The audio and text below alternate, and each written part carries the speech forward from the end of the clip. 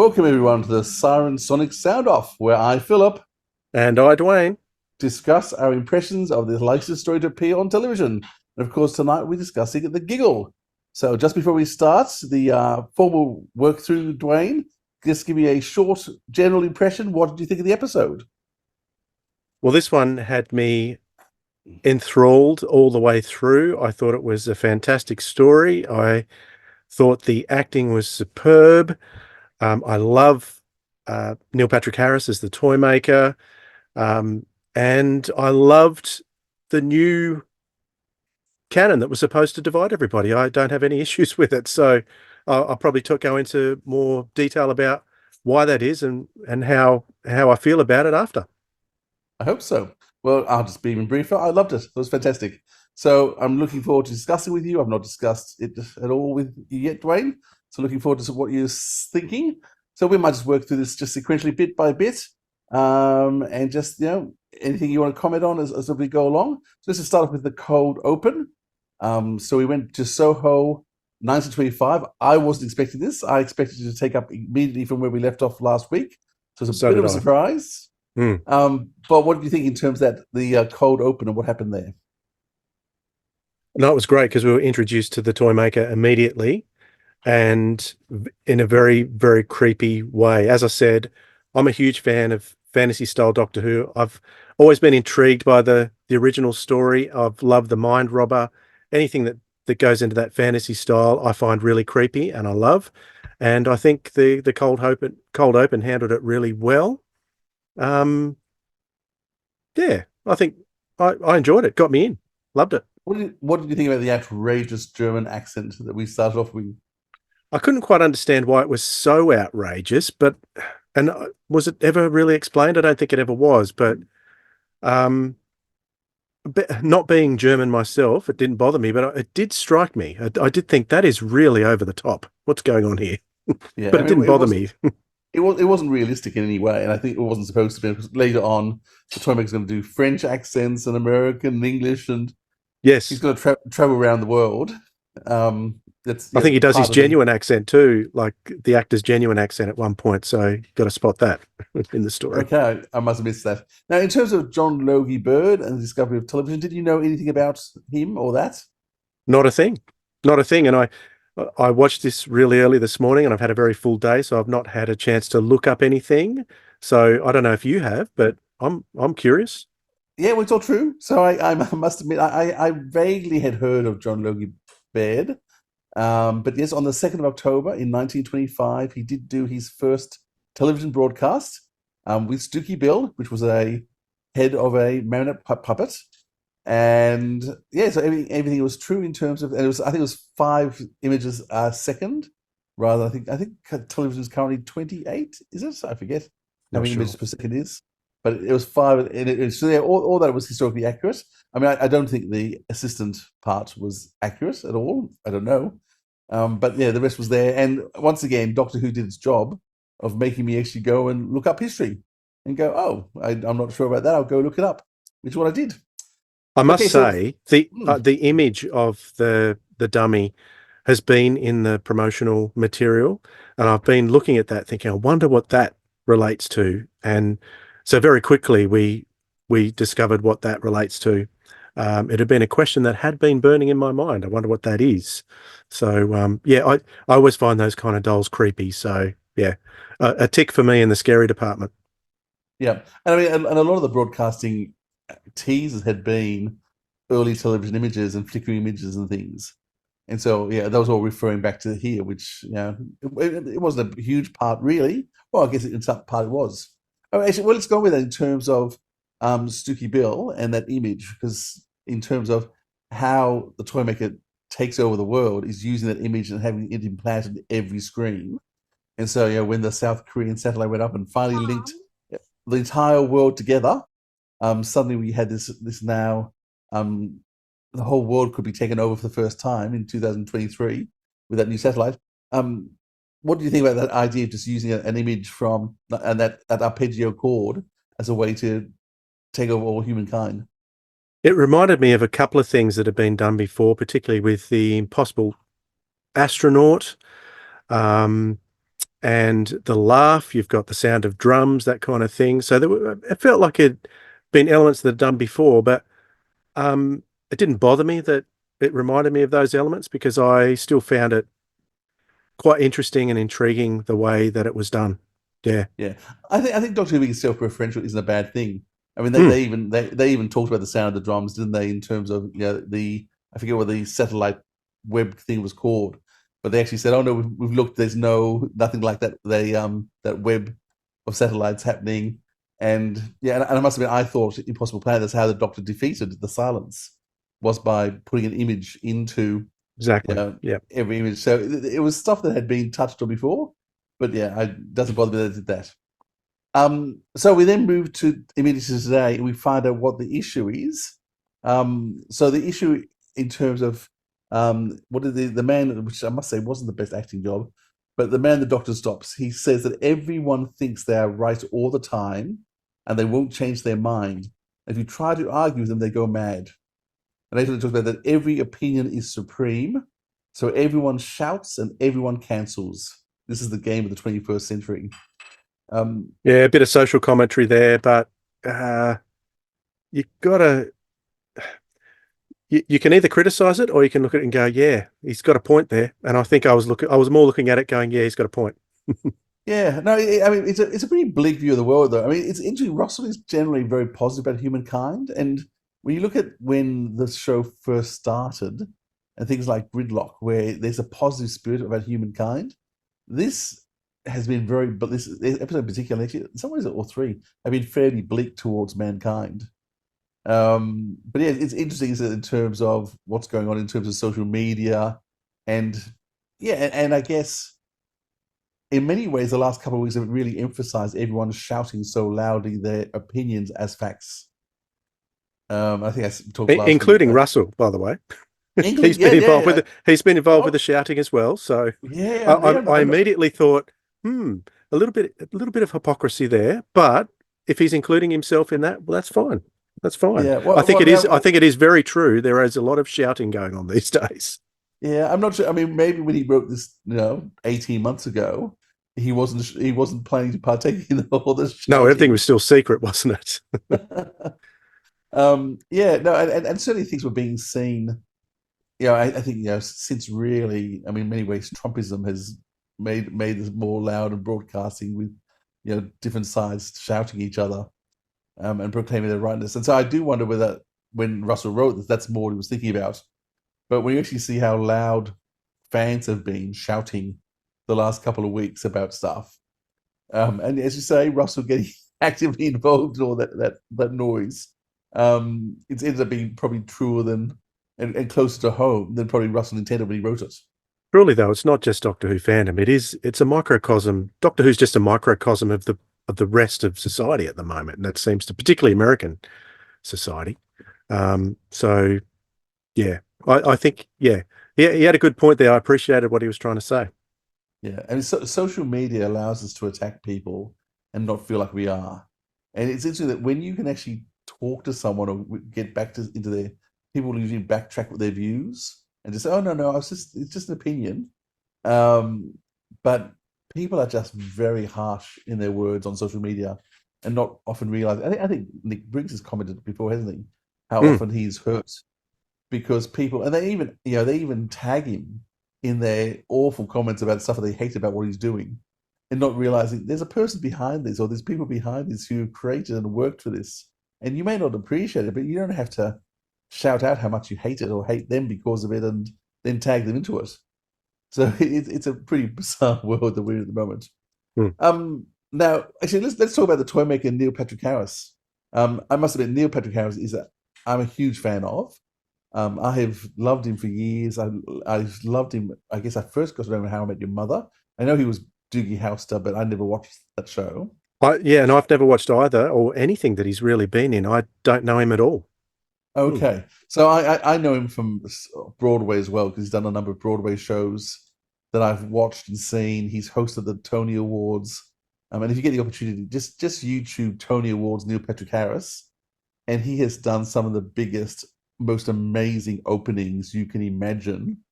Dance numbers, magic tricks. He disappears on stage. He reappears somewhere else. I've still got Oh, no so idea how that's they how did he it. juggles so well. Yeah, yes, he can perform. He's a brilliant performer, amazing singer, amazing dancer. They could have used him more than they actually did. I was a bit sad they didn't use him some of those talents more than they did. Most of those card things he was doing was him. The only one I'm not sure they did do one close up of hands at one point, but everything else you could see he was doing everything. He was doing the juggling. He was doing the card tricks. He does magic. Amazing singer, amazing dancer. What did you think of the toy maker though, in terms of how he played him and the whole character? Oh, absolutely loved him. I think he brought Michael Goff was great. David Bailey's been great in Big Finish, but I think he's brought something extra special. I think he really bounced off David Tennant very, very well. So much so that it was like a magnetic force keeping my eyes on the screen. It was that good. I thought it was really good. Yeah, it really was. Yeah, every scene that he and David were in, and Catherine Tate too. That first scene where he's juggling and throwing balls out. Just the way the two of them are reacting to him, the stage show, and when he's being a marionette, where he's controlling, puppeting. Yeah, I had a whole new respect for Toymaker. I must now. I've been meaning to go back and listen and watch the Toymaker episodes from the first Doctor, which I'm now sad I haven't done because having watched it today, yeah, he's really shaped that character in an amazing job. We've talked about using all kinds of accents and just making it huge. Um, what about the whole element of games? Do you think that the games element came out strong enough in the episode? I thought there was a level of simplicity to the games, and I don't know whether that was just for time. Like there was one game in particular, I think when they were just drawing the deck, and Yeah, that took about 5 seconds and it was over. And I thought, oh, is that it? Like we had the Trilogic game in the original story that went over the full 4 episodes, and then this card game happened really quick. So I don't know whether that was just a matter of expediency for time purposes or whatever. But that was my only little niggle with that. I just thought they were too simple. And yeah. what was the last one? Was it tag or It was something like just that? It was tag, wasn't it? Between the just three throwing of them. throw the ball. It wasn't tag. It was just don't drop the ball. That's It right. was Yeah. which once again it was fun watch. It was fun filmed, but I would have hoped there would have been some sort of clever ending that rather than just the Toymaker drop the ball. Yeah, so I guess that I would have liked a clever little conclusion to why he missed the ball, whether one distracted him or so, they just did something together, which would have worked better. But I do think just the way he was just on the gun, ruthless. What do you think about the whole dance sequence and it was the what was the song It's a Spice the Girls song. I don't know. The Spice People of Spice the Girls World, is that song? what it's called? People of the world. What do you think of the Spice Girls number? It was fine. It was great. I really enjoy it because as I said, I like the fantasy stuff, and that incorporated lots of fantasy. And I mean, that's what the toy maker's all about. He's not from Yeah. this universe, so it made perfect sense. It's been it could be criticized if I put my critical hat on. It's been done a lot in New Who because we've had the Master Well, do it. three times, We've isn't it? had The Master has twice. it has it been has it only been three? It feels like it's more, but Well, anyway, am it I was in wrong? the It's last. the Master's to Twisted Sister in the conclusion of the third season, and then we had Ra Ra Rasputin in the last show. And Hmm. this is that I think it's three times, twice the I Master. don't know. It's for some reason it feels like more, but so Okay, I was reminded of those times, but it doesn't bother me because the Rasputin one was good, the Master one was good. It was all good. yeah. I've got no issue with it at all, um, and I enjoyed it. I really did. I think the level of sinisternness in this too, even it was there was levels of which it was just fun, laugh out loud. But then he's dancing with Kate. So I thought that's actually fun as he's dancing with Kate Stewart. But then when he throws against that wall really hard and savagely, it was sort of good grief, and then does the same thing with Mel. And then when Yeah, those I two know, but souls, she didn't hit the wall though. She just slid along the floor. she I did did. think it would suck to be a man in that room because it was all the men that died. The women got away scot-free. So the toy maker must like the girls. Yeah, well, I think it was only was we don't know. No, there were women on the platform outside. So there was the two men tried to grab him, and they were turned into all those balls. And then it was a pretty horrific scene where, um, is it Shirley? Shirley, the ball bounces to Shirley's hand, and it's the head of the guy screaming in the ball. Oh, That that's was right. Yeah. that was really disturbing, and Yes. made you realize actually because you're laughing in one sense, and as he's they're firing the petals, he's doing the angels in the petals, and Actually, there yet were there's some really disturbing bits throughout, actually. I thought the yes, marionette scene was really disturbing as well, but really effective. I thought it was fantastically spooky. yeah. Mm. So yeah, it was great. Lots of things. Now of course the toy maker talks about the reason why he likes the Earth so much is because of the games. And I was amused by the fact he talks about, all the kids stay at home to play with sticks, and they get pleasure from, putting bricks on top of bricks, making a joke about Tetras, which of course was a fairly big film recently too. So that was amusing.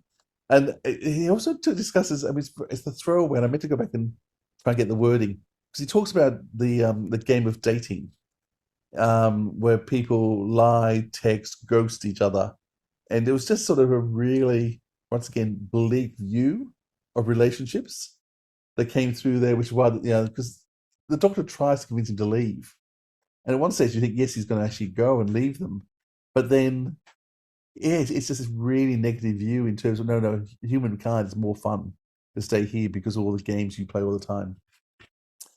And keep in mind, Let's the toy maker may have been there since 1925, so he's been watching human history through all that time up to yeah, 23. So, yeah, I'm not yeah, surprised he loves it so much. and playing his games and doing all these nasty things as well. Let's go back to the toy maker's realm because the doctor goes back to 1925 and into the shop. How did you find all those sets and all those scenes? You've mentioned the Marionettes already. What did you think about the whole scene set in that toy maker's realm? Yeah, that was crazy, wasn't it? Going through all those doors and sort of getting lost. It reminded me a little bit of the original story because they get to a point, see the TARDIS, and then it's not a real TARDIS. So it was similar in that respect, running through all the corridors, getting to a door, there was something else that they didn't expect, and yeah. Of course, it's not as drawn out as the original serial, so they had to get through that real quick. And I've only seen it the once. I haven't. Have you seen it a couple of times? I've said twice. Hmm. Yeah, I've only seen it the Uh, once, so I probably It, need to see it again to get the full impact. But I loved it. Yeah. it shows the brilliance of the direction too, because they would have only made one set of corridor and doors, but by changing the angle or the cameras, changing the colors and the lighting slightly, it kept feeling like they were moving from corridor to corridor to corridor to corridor, and we're really lost and caught up in like a maze. So I thought that was very cleverly done. The thing that really creeped me out was that whole scene with Donna, with that mother doll and the baby dolls. Oh, Um, wasn't that awesome? That was so scary. yeah, the It, power it of reminded doll. me so much of the spirit of the original story. Yeah, That's what the original story was trying to do. So, um, we if we get the episodes, well, once we get the animated episodes, we'll see what that does. But if they can be as creepy as this, um, yeah, yeah, really good stuff. mm. Of course, one of the really exciting things, which I wasn't expecting, really. I mean, I worked out during the week as a photo, but Melanie was back. What did you think about seeing Mel? Right. This is where I was waiting on tenterhooks for Russell T Davies to actually explain how Mel got back. And when she did explain how she got back, because we know, us fans know that she was off in space somewhere with Sabalom Glitz. And it was explained in what, a 5 second line, what happened and how she got back to Earth. I went, excellent. This is good writing. This is good storytelling. I was left feeling a lot better that it was not just left in the air and hanging and she'd suddenly appeared there. It was nice to have that explanation. But non-Doctor Who fans wouldn't have even they just would have gone up, washed over him. But for me as a long-time fan, I thought that was very important to put in, and I really appreciated that. Yeah, I've said a couple of times that one of the things that Russell does brilliantly is, in a sentence or two, he can define a character. Yes. And Mel was lucky enough. I mean, he farewelled Savalon Glitz, lived to 100 years old, and died tripping over a whiskey bottle, which is hilarious. But then with Mel, I mean, it's the whole she got a lift off a Zingo. whatever that means, but who you don't need to know. But she got a lift back from Mazingo, whether it's time Wasn't that travel. the Who alien that was there in unit? Wasn't it the alien that no, was that? I no, thought, no, no, that alien's got a different name. okay. That's a good point, but no, that's and that alien unit, by the way, voiced by Nicholas Briggs. Did you know that? Oh, is that right? I didn't look at the credits. Yeah, no, I went through the credits really slowly, and Nicholas Briggs was that alien voice. Well, just Yeah, one but thing about Mel is mm, there was some hints dropped about. I'm, I haven't got all my Mel history in my mind, so it may already be out there. But she hints on being an orphan. She hints on something happening with her parents, and she says, "Do you remember what happened to the doctor?" And he sort of nods knowingly. So something's happened there, which has been left dangling. Is there actually something in Mel's history that that I've forgotten or don't know about? I think once again she was such a two-dimensional character when she was in the show, and they never did anything properly with her. Russell, in 10 minutes, gave her a couple of lines, which gave her some depth, some emotion. She actually used her computer skills for the first time ever Oh, she in did, didn't terms she? of with She even Eunice. mentioned the language she was using. The language she was using, and she was actually an expert in computers. Yeah. Apparently not as fast a typer as Donna, but an expert still. And so uh, she, I would have loved her to have had a hero moment. I think it was a shame that she didn't get some major moment to really. She carried. She was so loyal, and the doctor said, "Look after the box." She had the box there, and she trapped the toy maker in the box. So she was there with the box, and she was there, of course, by the doctor's side. But yeah, I would have loved just a little bit more with her to do. But certainly what she Just had comes to down to was just time. There was just yeah, not enough time. I yeah. kept thinking this could have been made into this could have been a whole 3-part single story, on its own and stretched out a bit longer, which is, a, a shame for me in some ways. But But we know she's got more to do because we know she's back next yes, season. yeah, we've seen her on the back of the bike with Shooty. Mm, So yeah, yeah. So there's a lot more to happen, and the groundwork's been laid. So with that in mind too, what do you think about the whole unit setup in terms of we now have this amazing unit set. We have the building, we have the platform. What do you think in terms of what we've seen of the unit so far? yeah, I enjoyed it. It was interesting that it's back in a big way after being shut down in the last couple of years. So yeah, it's had a nice revival as a Yeah. unit, and yeah, I like the dynamic between Kate and Shirley. Shirley's her name, isn't it? Surely, yep. I mean, Yeah, good. that's great dynamic there. We've seen a few different soldiers come and go in terms of captains and things. Um, Actually, you mentioned before about the only because we saw the two guards inside die. We know that everyone on the platform, and there were women on the platform who were all thrown off the platform by the toy maker. Um, so yeah, there was a bit of a death count that you didn't see, which is probably good that we didn't see it because I don't think we needed to. Just knowing he's bad, but I think we know that there's a spin-off series coming. We know that two scripts have been finished and Russell has them. So it sounds like the fact that Russell has the two scripts suggests he may not have written them. And all the rumors suggesting it's going to be a unit spin-off.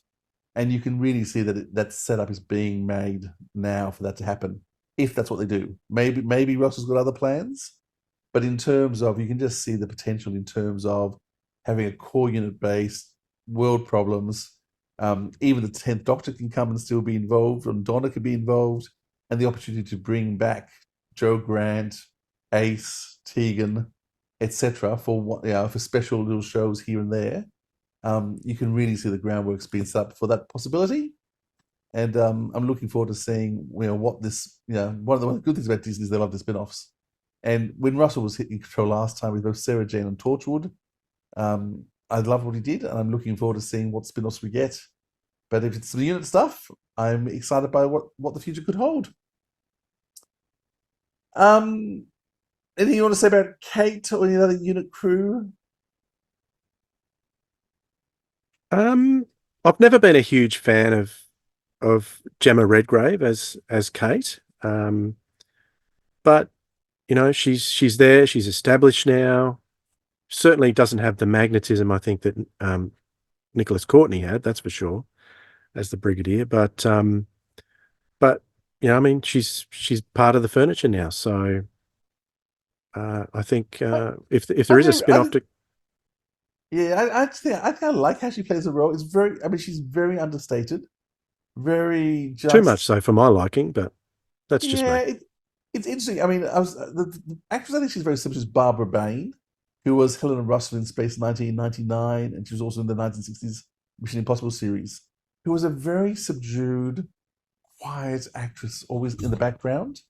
And she reminds me a lot of her, which is just Not this much very facial expression in Barbara Bain. no, but yet I always loved her performance. I always felt it was real and truthful. And I mean, just even the way that Kate just came up looking really stern, just walked up there. I thought she's going to slap him. And then just gives him this quick hug and then let's go. And it's just sort of this emotional thing. I'm so glad you're here. Now what do we do?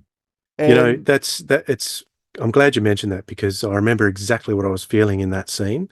I was thinking, oh no, she's just going to slap the doctor again. This has happened before. Here we go. And then she gives him that hug out of the blue. And I thought, oh, that's refreshing. That's nice. yeah, And so, yeah, that I appreciated that scene. Yeah. nice moment. Listen, I think we should get to the fun part. So the first 45 minutes, I think everyone will agree, it was a fun ride. It was fast paced. It didn't stop. There was Scary. scary levels of threat, adventure. Um, the Kate's expression of how do I fight human beings? How do we solve this problem? There was a bit of anti-vax messaging in there because people wouldn't wear their armbands. Trinity Wells was back. So good to see Trinity Wells back. But being an anti-vaxxer, what were the armbands called? I forget what they were called. But Can't just the fact remember. that she refused to wear one because it was all a conspiracy theory and they're trying to suck her mind dry, which was just having a bit of a go at the There's a few political things. There's that anti-vax message, in there. The scene with the politician talking about the fact that I don't care about any of you, I only care about me. And Donald's like, oh, nothing's changed then. um, so there was enough in terms of bit of political stuff thrown in there, which I thought was amusing. I guess some people might be offended if that's their lean party. Um, but let's get to the regeneration. Were you expecting it to happen when it happened? Um, I don't think I was. I had heard the rumors that this was going to be the regeneration. But I think I was taken a bit by surprise with the toy maker suddenly zapping the 14th Doctor through the hearts or the hearts. I mean, how many times do you watch these shows with the baddies? Think he just shoot the Doctor? Like, Yeah. there's And this all time he these does it. comments saying, and this guy, he did it. Like, sort of, oh, like it was. And the thing was, I still knew there was so much time to go. And so I was thinking, wow, we actually got to regenerate the Doctor this early on from the But show. the interesting thing is he wasn't doing it to kill the Doctor. He was doing it to force the regeneration because it was, best of three. So Yes, his reasoning was, well, I've bested the first Doctor bested me, then I bested the 14th, and got to go for a different Doctor once again. So I think, and then I think what happened, it took the toy maker by surprise as well. yeah, and it was lovely to have those couple of color scenes too, flipping back to the first Doctor and the Toymaker. Yes, yes. Um, Marty, can I say I'd love some other Doctors to get mentioned. The first Doctor now gets all the mentions all the time. There were some other good Doctors in there too. Anyhow, it's always the first Well, Doctor. they do get mentions at the end in the dialogue. So I think pretty much every Doctor gets a mention in the dialogue somewhere particularly towards the end. Right. What is their If you stories too? remember when he's talking with his eyebrows, that's a reference to the third Doctor, obviously. It And there's is, other yeah. there's other bits and pieces too. Yeah, they are. Yeah. Here we go again. There's a few quotes like "Here we go again."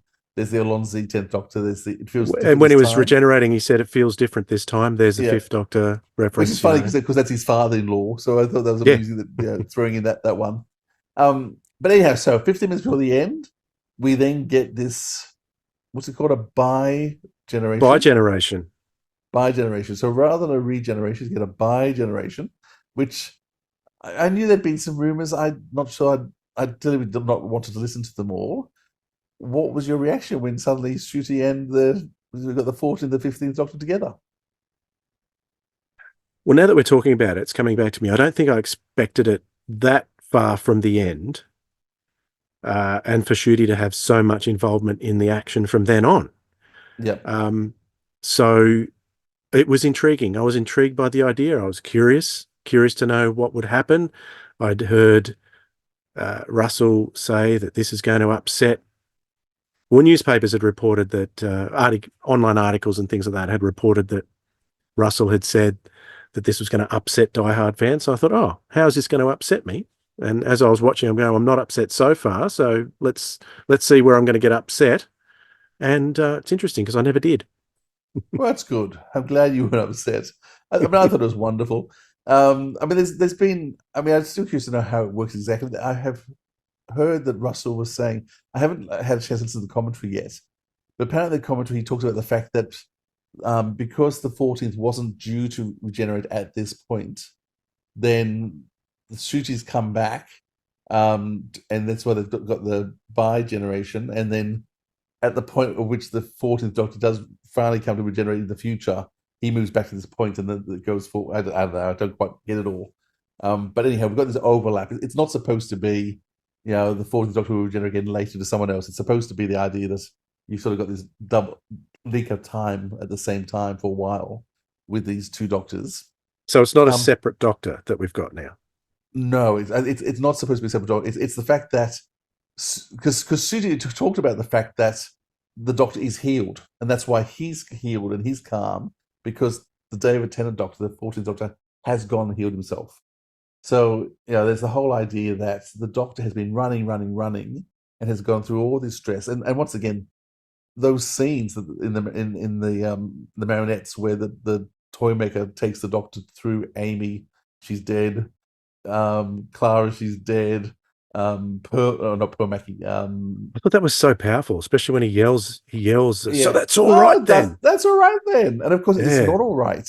And the fact that this just oh, well, that's all right then. Well, that's all right then. And just that was just so powerful and so awful. And so, in many ways, the Doctor's been damaged for a long time. And so to keep that damage going would have been distracting. And so Shruti is a new Doctor who is fully healed because the 14th Doctor goes and heals himself. And so that's why the Shruti has actually come from the end of the 14th Doctor's time, not that point where the Toymaker shot him. So that's what I say. It's supposed to be the idea that Shooty's been brought back to this point, but the 14th Doctor has gone on, lived his long life, done all what he's needed to do to heal himself, and then he gets brought to this point where Shooty then goes from. So Shooty's going from the future of the 14th Doctor when he's healed, is my understanding of what Russell's saying is happening. Well, that's confused me a bit more than what was in my head.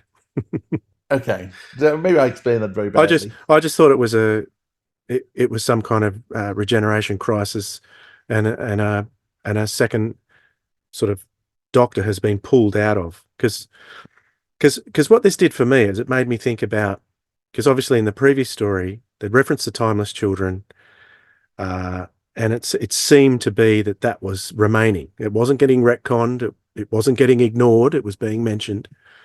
So it made me think about this bi-generation thing, and for anyone who wanted to, well, as I'm thinking that Shooty is a sort of a separate Doctor to the 14th Doctor, I thought, well, perhaps back in the past, if you want to keep the timeless children and sort of have your own headcanon in that the timeless children could have happened, and then there was some kind of bi-generation where the William Hartnell Doctor appeared, and for some reason his memory was not there of his past selves, but was separate to the other ones.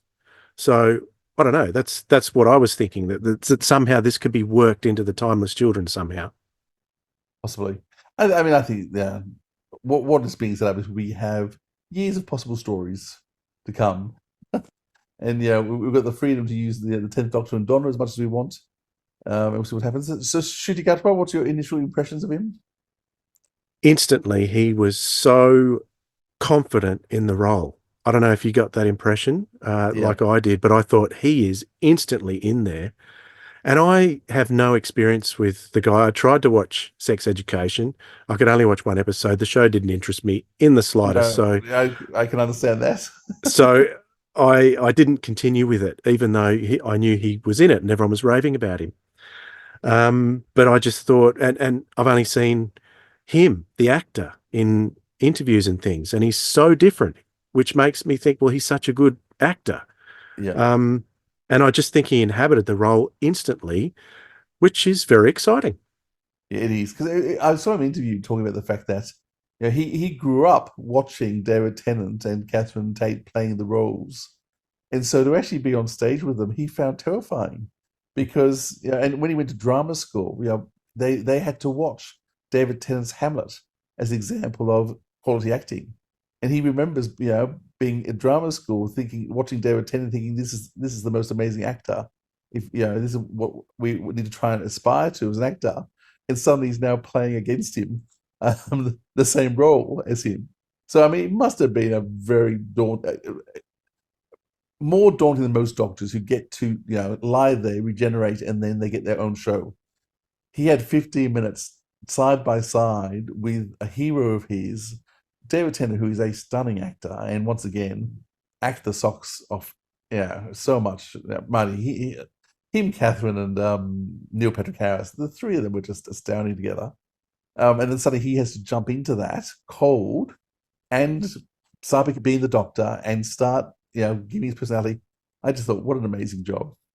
And I he did. didn't, it did, you couldn't pick up that he was nervous, that's for sure. And as I said, No, he felt like the doctor straight away to me, yeah, instantly. yeah, and he had to do it without any pants on because Yeah, well, because when I was trying not to when look. oh, I just thought it was so funny because of course when they split their clothing Yeah, between them. So yeah, it was a good thing that the 14th Doctor was wearing an undershirt. yes. Otherwise, David would be wondering whether just a vest and no shirt on. Um, but it does mean that David Tennant was going commando for the whole last bit of it because Shooty got the underwear. That was just once again very cleverly done. So I'm excited by seeing Shooty, and I've seen the promo for Christmas. It's just gonna be so much energy, and I think what we're seeing is people are whinging about. Some people are whinging about the fact it's just been too playful, but I actually think that's Is where we're it? heading towards.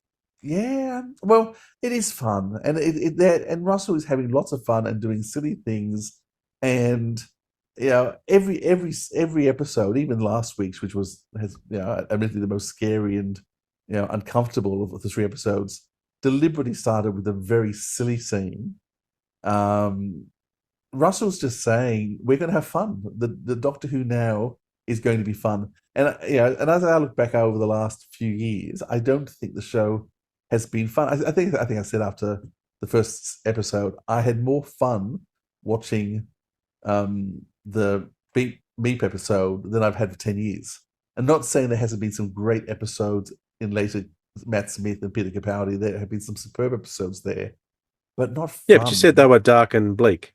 Yeah. It just hasn't been fun, and I think Russell's now saying, and once again, we'll see how dark Russell takes Shooty, you know, towards the end of the next season. But looking at that first episode with him, dancing with his kilt on, and jumping from ladder to ladder and just having a ball, and it just looks like it's going to be just a ride of fun for a while to And go. you're going to get your musical number in the next Oh, episode. with the troll, we'll see. With the trolls, what are they? Goblins, whatever they are. Yeah. Um, what about the 10th Doctor's happy ending? Are you? I mean, I must admit, I was so chuffed with that whole last scene. I mean, I think it went on for a while, but just to see the Doctor happy and just to see him with Donna and her family again, and when Mel turned up too, the orphan, that Mel's being included, Mad Auntie Mel. It just was just lovely because it is actually an ending, and for all those Doctor Who fans who are just up in arms about the show's never going to be the same, they can leave now, and the Doctor has his happy ending, and they don't have to worry about it because the Doctor Who's ended. The Doctor's happy. He's on Earth.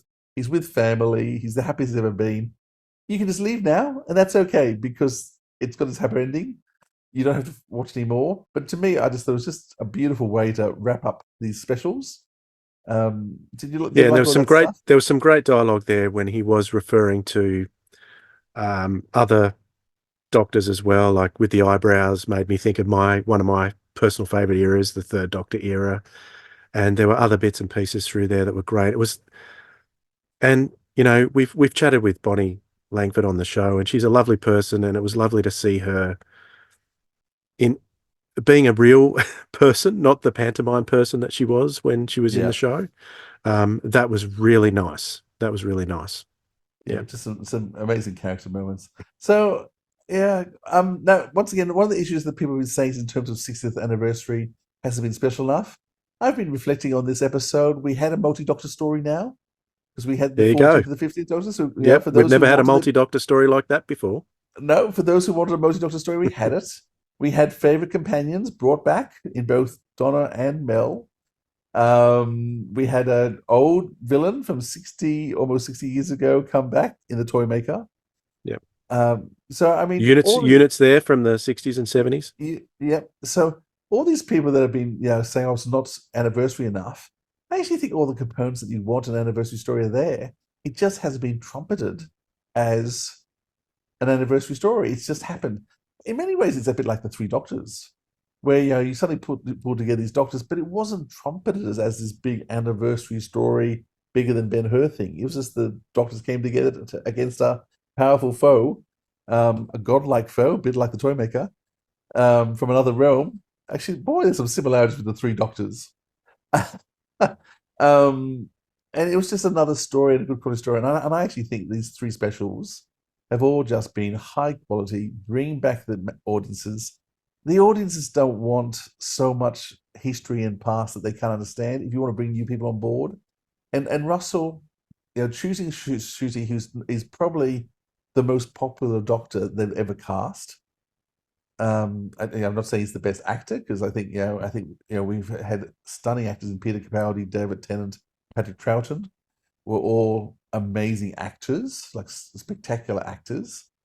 I think I love the other Doctors too, but in terms of being able to act anything and take on parts, I think those three in particular have shown they've got a some depth to their acting.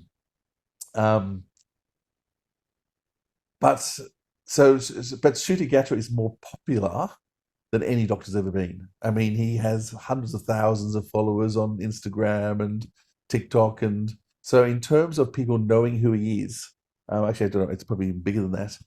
Um, Russell's chosen a very popular person, so that's yeah. He needed to make three shows that were going to be accessible to this new audience coming in.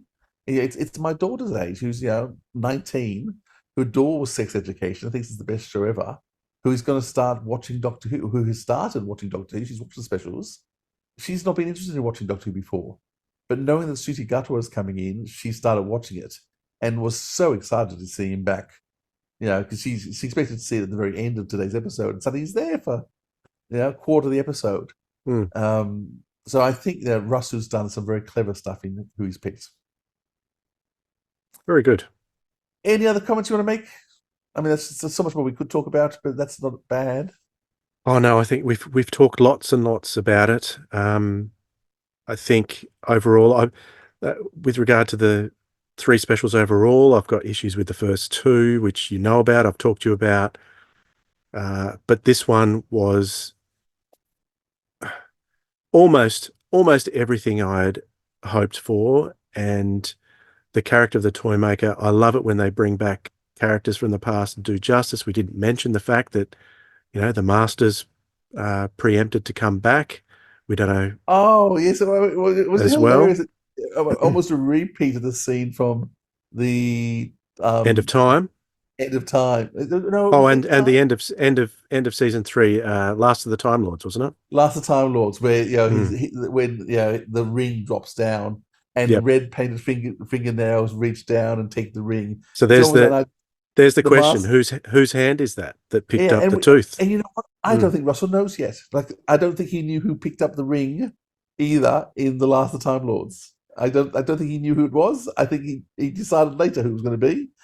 Um, and yeah, so the setup is there for the master to come back, which is hilarious. It is cool. It's also a takeoff, of course, from Flash Gordon. where the same thing happens with Ming the Merciless's ring drops when he dies, and an unknown hand comes and picks up the ring. So it's a great trope, but yeah, that was set up. So we've got the ring set up for the Master. We have um, Meep talking about the fact that the boss is coming. Yes, we didn't know We who that talk, was. We've got we still got Mavity that wasn't we still resolved. no Marity wasn't resolved. We still got the toy maker talking about people coming. Well, who was he? He was saying legions was coming. So he also Yeah, talked. So that's right. we, yeah. So we There's a have lot in all there that's foreshadowing. Yeah, yeah. So these three specials have set up a lot of things for the future, which Russell may or may not deal with. But there's certainly setups there for all sorts of excitement to happen down the track. very good. Anything else? No, I can't think of anything else now. Yeah, I think I think I mentioned all the things I wanted to mention yeah. No, that we did stuck get out some at me. feed. We did get some feedback from the previous episodes on our YouTube channel. Um, you know what? I thought could read them, but I think we should just skip them. If people are keen to go and read the feedback, I mean, we really appreciate the feedback, and I think we've responded to most of the letters we got. They are diverse in opinion. There's one which is I think the Great Burst made a hilarious comment about the fact about the poor fourth Doctor being squashed in the apple tree by the TARDIS. Having talked about this, expect that to happen. There's a bit of discussion about Dwayne and I had some strong views, different opposing views on casting and color casting. And there's a bit of discussion about that back and forth. Um, some people thought I was right. Some people thought Dwayne was right. It's a mixed bag. And if you feel like reading it, I think you can go to the YouTube channel. But I think we just had such a positive podcast. I don't want to get into the But negatives and you know what? We still strong. I'm sure we still disagree on this matter because we've talked about it off air as well.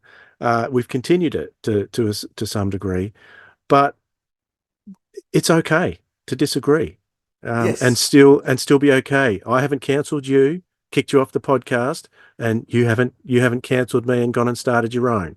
So we're all good. We're all Yeah. good because that's where I was starting to despair a little after the last one, was that Doctor Who was always in my past fandom before the last 10 years or so, it was all about bringing fans together, and that's even with our events. All people from all different with all different kinds of ideas and thoughts and opinions and whatever all come together just for the joy of it. And I was in a little bit of despair that people were getting too divided, even from the top levels, like RTD was purposely doing it. That's what I was thinking. But yeah, I after this episode, I have not changed what I was thinking about the other ones, but feeling very, very positive and excited about what I saw today. Yeah. Yeah.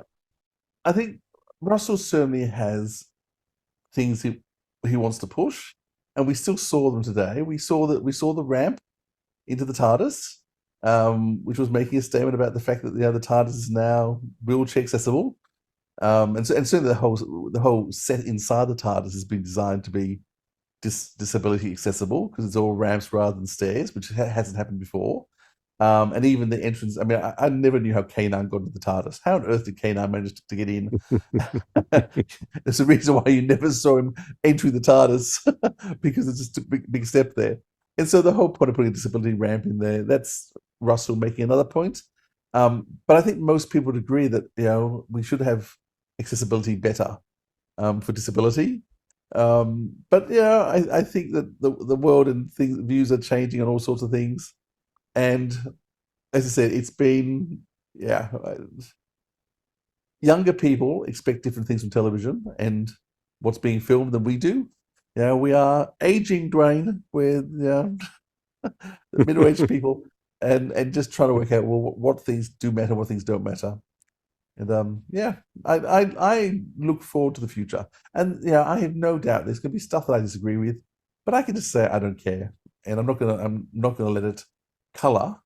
I hope what's going on afterwards. Because as I said, I mean, just reflect. I think last week's episode was absolutely brilliant. Um, and I'm not sure that because of our discussion, we got caught up in 5 minutes at the beginning that really didn't matter at all to the story. And I'm not sure we both were able to enjoy as much as we should have done. What a wonderful episode the rest of the episode was, because I thought, boy, I watched it again today actually with my two kids who hadn't seen it, and boy, it was brilliant. And David Tennant and Catherine are just amazing actors in that two-hander. So yeah, we need to make sure we keep seeing the good stuff as well.